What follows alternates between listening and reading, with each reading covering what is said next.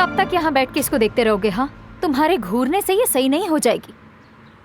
इम्कानात के बारे में सोच रहा हूँ, हर एक दूसरे से बदतर लग रहा है। बताओ मुझे भी।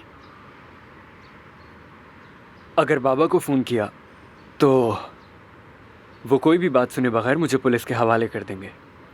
ओह, सख्त है बाबा। और अम्मी?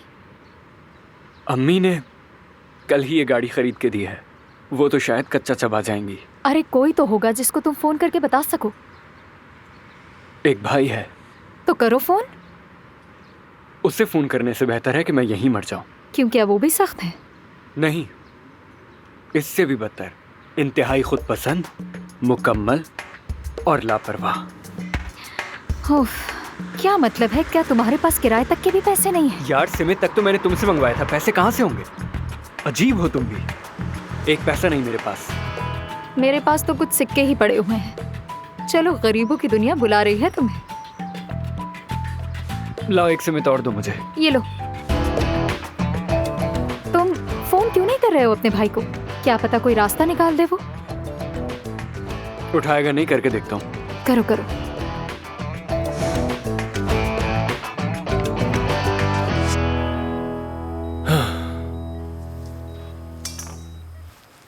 अच्छा, इनसे मिलिए, ये अफसन साहब मेरी पार्टनर। मिलकर खुशी हुई।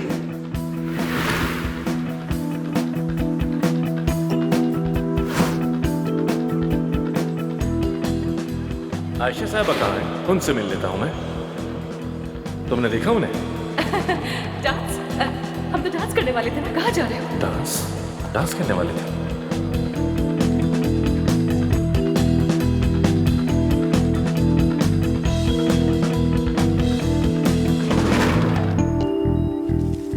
आयान, तुम साथ वाले ऊटी में जाकर देखो, कहीं मेते की पेशेंट आयशा साहबा तो नहीं? जी ठीक है डॉक्टर।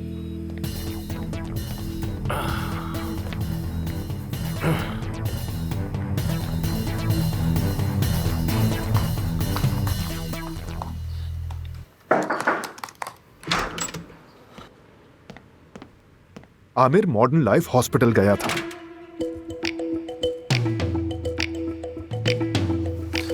और वहां उसने एक पेशेंट को ऑपरेट भी किया है।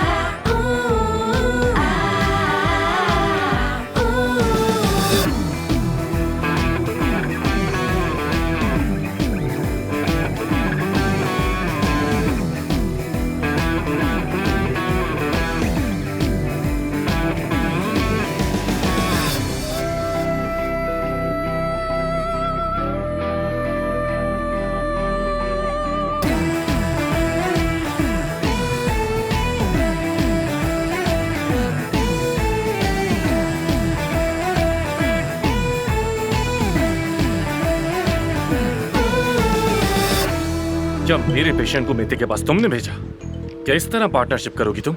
वो भी इस तरह मेरी पीठ में छुरा घोंप कर। राजदारी की बात तुम कर रहे हो आमिर साहब? तुमने मॉडर्न लाइफ में मुझे बताए बगैर ऑपरेशन किया है।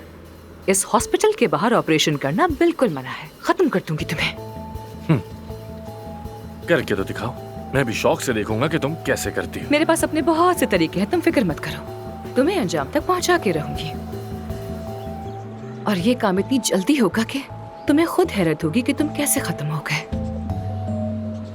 अगर कर सकती हो तो करो। ओनर के तौर पर तुम्हारी इस हॉस्पिटल में कोई हैसियत नहीं रही। एक मिनट, तुम ये कह रहे हो कि मेरी इस हॉस्पिटल में कोई हैसियत नहीं है? जरा खुलकर समझाओ मुझे। तुम्हारी इस हॉस्पिटल में कोई हैसियत नहीं है। वाह वाह, और तुम्हारी है क्या? दोस्तों बस करो, इतना ऊंचा ना बोलो, सब लोग देख रहे हैं। चलो जाओ बाहर जाकर बात करो।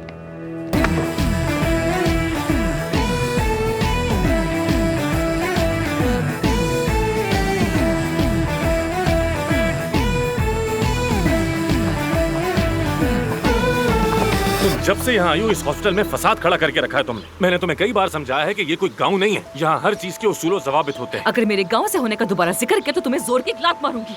हालत तो देखो, कौन है ये लड़की, किससे बात कर रहा हूँ मैं? कुछ समझ नहीं आ रहा इस फासले से तो बिल्कुल भी नहीं। वैसे मैं इस झगड़े को मुस्बत समझता हूँ, जानती हो क्यों? क्योंकि झगड़ा भी एक इजहार का तरीका होता है। वाकई में तुम लोग वहाँ खड़े क्या कर रहे हो? हाँ, तुम दोनों बहुत आहिस्ता आवाज में झगड़ा कर रहे हो, हमें आवाज नहीं आ रही। अगर जरा करीब आ जाओगे तो आसानी होगी।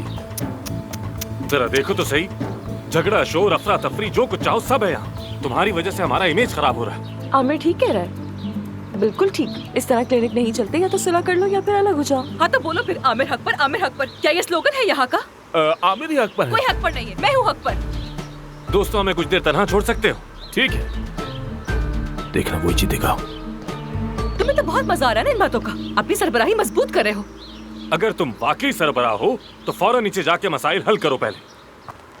मुझे मालूम है कि तुमने किसका ऑपरेशन किया। कौन है वो? आयदन गुलेर।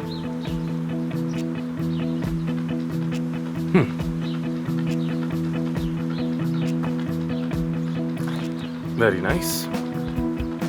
तुम तो वाकई सब कुछ जान गई हो। तुम अब भी कुछ छुपा रहे हो मुझसे। कसम खाकर कहती हूँ, तुमने उस एक्ट्रेस से ऐसी ही दोस्ती नहीं की और इतनी मशहूर औरत का ऐसे ही मुफ्त ऑपरेशन भी नहीं किया होगा। मैं बहुत नर्म दिल इंसान हूँ, अब और क्या कह सकता हूँ। बहुत ही नर्म, हद से ज्यादा। कहाँ जा रही?